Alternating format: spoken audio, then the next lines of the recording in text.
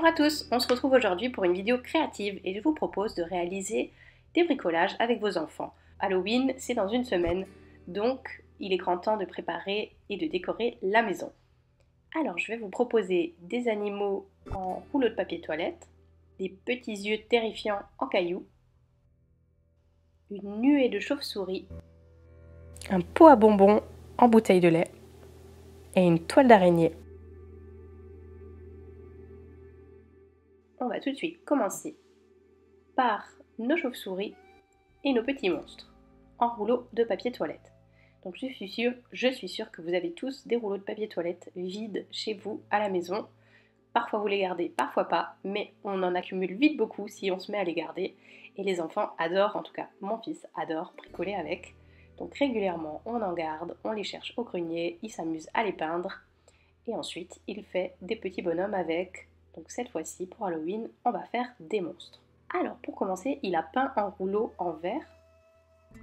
Et maintenant, il est en train de lui préparer des petites pattes, car ça va être un monstre à tentacules. On aurait aussi pu peindre les bandelettes, mais il a décidé de les garder blanches. Et ensuite, je viens mettre un point de colle avec une souris à colle. Voilà notre petit monstre à tentacules terminé. Nous avons aussi réalisé un chat et un fantôme, ainsi que des chauves-souris.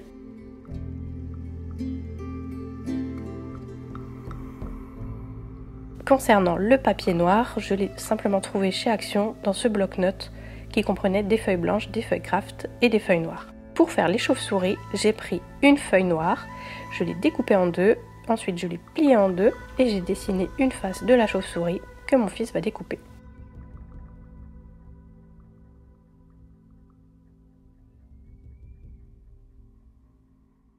Maintenant, on est venu faire des petits yeux. J'ai de nouveau mis un peu de colle sur le centre de la feuille. Et on vient fixer nos ailes après notre chauve-souris. Et il ne reste plus qu'à lui dessiner sa bouche.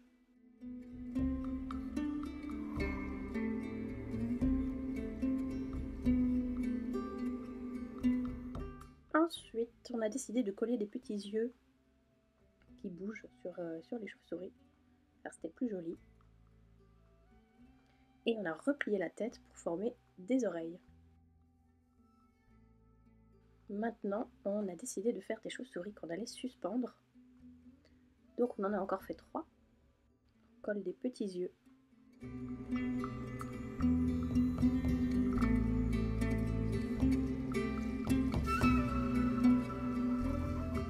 Pour fixer les chauves-souris, je suis venue scotcher un morceau de ficelle et j'ai fait un nœud à l'autre bout. À l'aide d'une punaise, on viendra fixer le tout au plafond.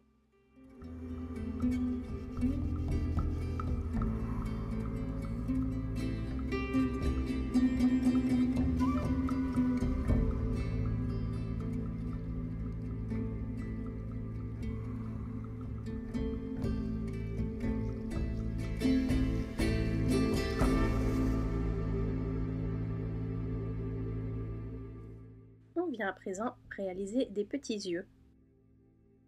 On est tout d'abord allé ramasser des cailloux, puis je suis venue les peindre en blanc à l'aide d'une bombe et je les ai laissés sécher une journée avant de les retourner et de peindre l'autre côté. À l'aide de feutre à peinture, on vient dans un premier temps peindre l'iris. Comme je n'avais pas de feutre à peinture couleur verte, j'ai pris 2 feutres classiques et ça fonctionne très bien aussi. Donc dans un premier temps, je suis venue mettre un vert clair.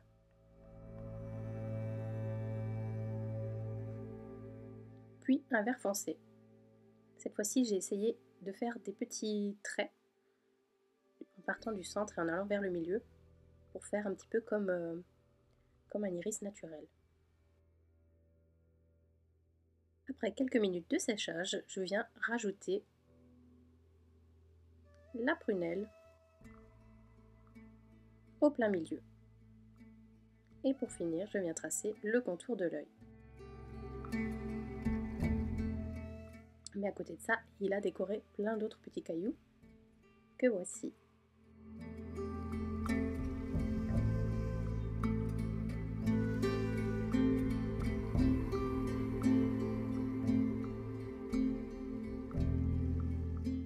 réaliser une nuée de chauve-souris dans un escalier par exemple ou dans un couloir, il vous suffit d'utiliser la même technique que tout à l'heure pour découper des chauves-souris dans du papier noir ou alors du carton peint. Vous pouvez prendre n'importe quel carton de recyclage, par exemple des boîtes de céréales ou des boîtes en carton de cuisine, peu importe, et vous amuser à découper des chauves-souris de différentes formes et dans différentes positions pour pouvoir décorer votre maison.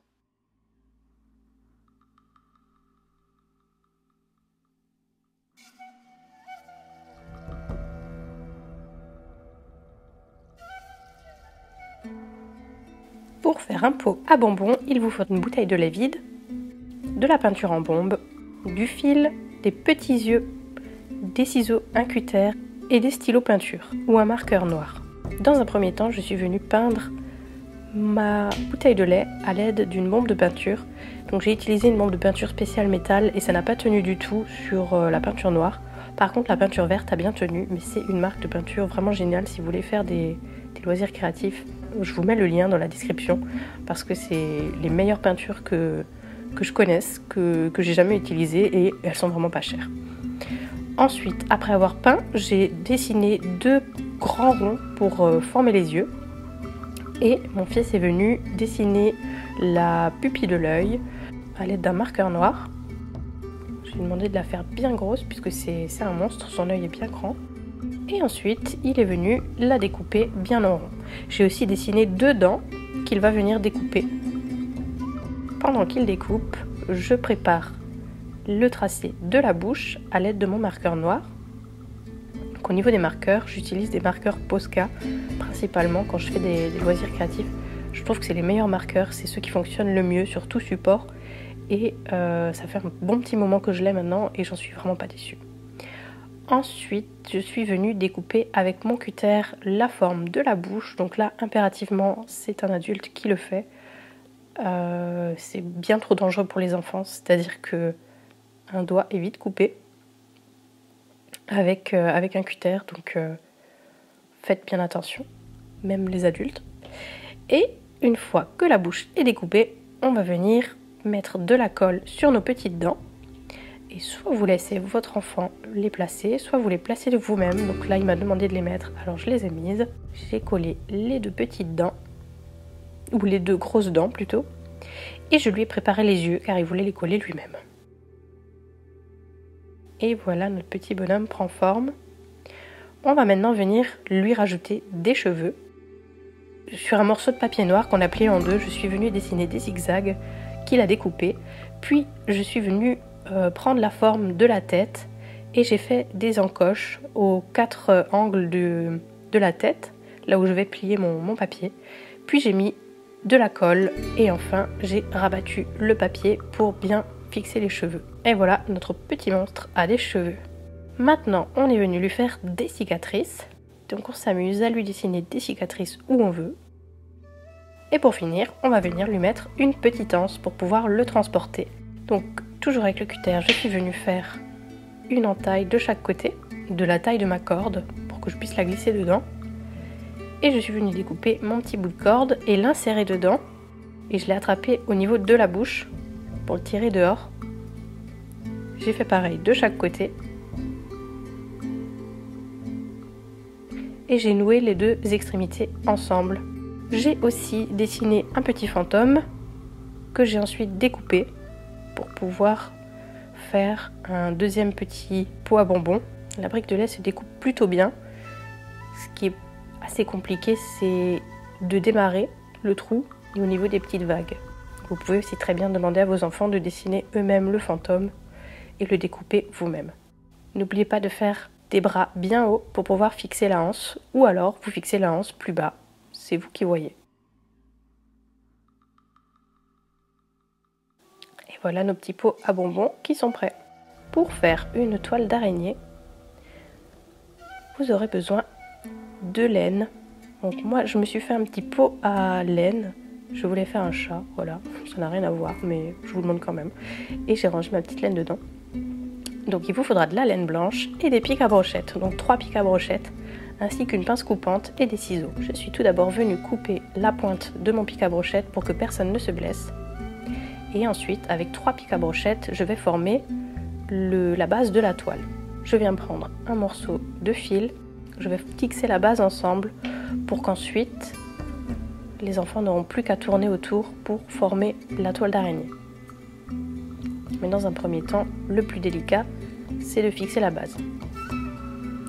Donc pour bien fixer, je viens tourner autour des bâtons entre chacune des intersections pour pouvoir bien délimiter la forme que ma toile d'araignée doit prendre.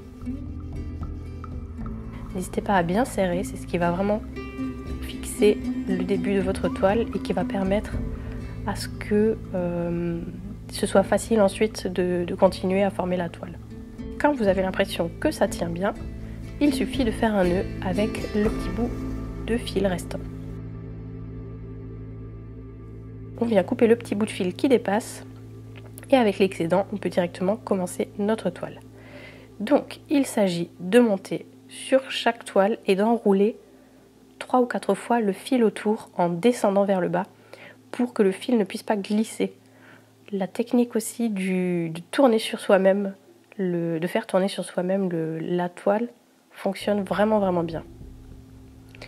Toujours penser à enrouler le fil au moins 3 fois sur lui-même et vers le bas pour l'empêcher de glisser.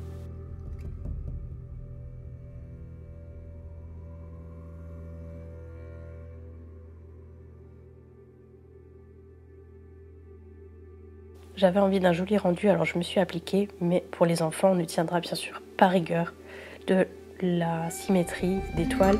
Le plus important, c'est qu'ils s'amusent et qu'ils le fassent eux-mêmes.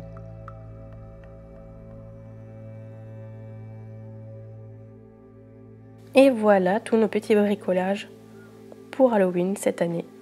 J'espère que cette vidéo vous a plu, j'espère qu'elle vous a donné des petites idées de bricolage vraiment très simple avec très peu d'accessoires, très peu de matériel et relativement facile aussi. Des petites idées recyclage pour Halloween, pas besoin de se ruiner pour décorer sa maison, pour occuper les enfants et pour changer de décoration. Voilà, n'hésitez pas à me dire ce que vous en avez pensé, si vous avez essayé avec vos enfants et si vous aimez ce genre de vidéos.